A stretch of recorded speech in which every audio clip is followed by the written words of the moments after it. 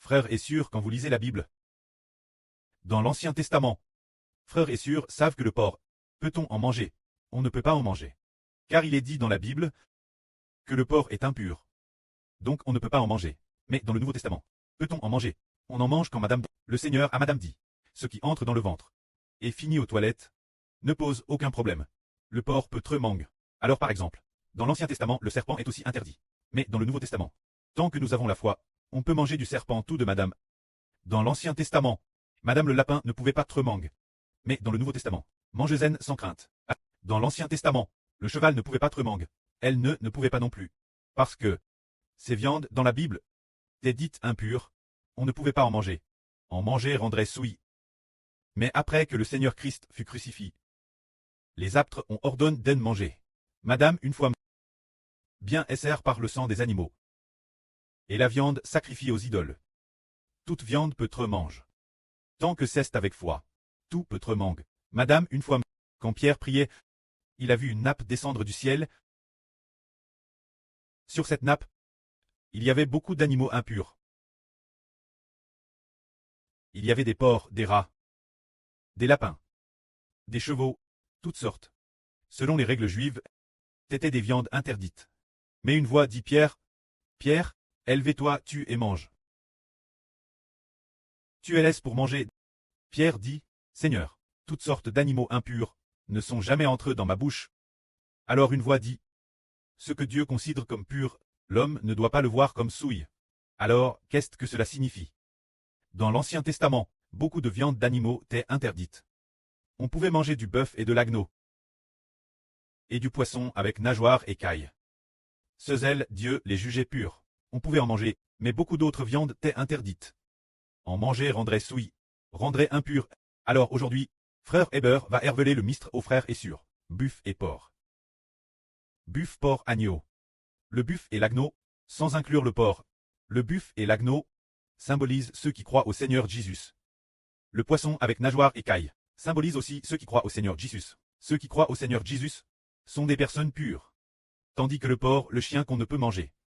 Ce RFE, ceux qui ne croient pas au Seigneur Jésus, que ne peut-on pas manger? On ne peut pas manger leurs paroles. Manger la viande, manger la viande. C'est manger leurs paroles. C'est dire, les paroles qu'ils disent, les paroles des non-croyants, sont appelées personnes impures. C'est comme le chien, le chat, le porc de l'Ancien Testament. Ceux elles sont impurs, symbolisent l'impuré. En fait, dans le Nouveau Testament, tout est pur.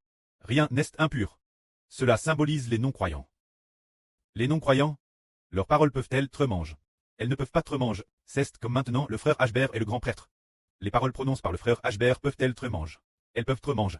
C'est dire, les manger donne la vie aux gens. Rend les gens saints. Alors, les paroles des personnes impures nous rendront souilles. Ce n'est pas dire que la viande de certains animaux ne peut pas tremanger. C'est l'Ancien Testament, c'est une préfiguration. Par exemple, le porc. Le chien, ce zèle ne peuvent pas tremanger. Symbolise les paroles des personnes impures. Nous ne pouvons pas coûter. Cela signifie que l'écouter nous rendra souilles. Donc, Arrêtrait passe au Nouveau Testament. Nous les croyons au Seigneur. Le porc peut tremang, l'agneau peut tremang, le buff et le cheval peuvent tous tremang. Tant qu'on a la foi, on peut tout manger. Nous mangeons cela. Et cela ne rendra pas les gens souilles. Mais, par exemple, comme le porc, comme le chien, ce qui est symbolie et préfigure les paroles des non-croyants. Nous devons nous en éloigner, parce que les paroles des non-croyants, ils nous rendront souilles. Quant aux non-croyants, Dieu les appelle des morts. Ce sont les paroles des morts.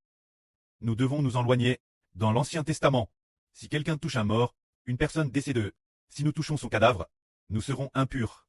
Moins d'utiliser la cendre de la vache rousse, après qu'elle asperge sur nous. Ce n'est que le septième jour qu'on est pur. Est-ce qu'un mort peut nous rendre impurs? Par exemple, un mort c'était de Ashbert. Si Ashbert le touche, tout comme le Seigneur a touché Lazare, est-ce que cela rendrait le Seigneur impur? Non.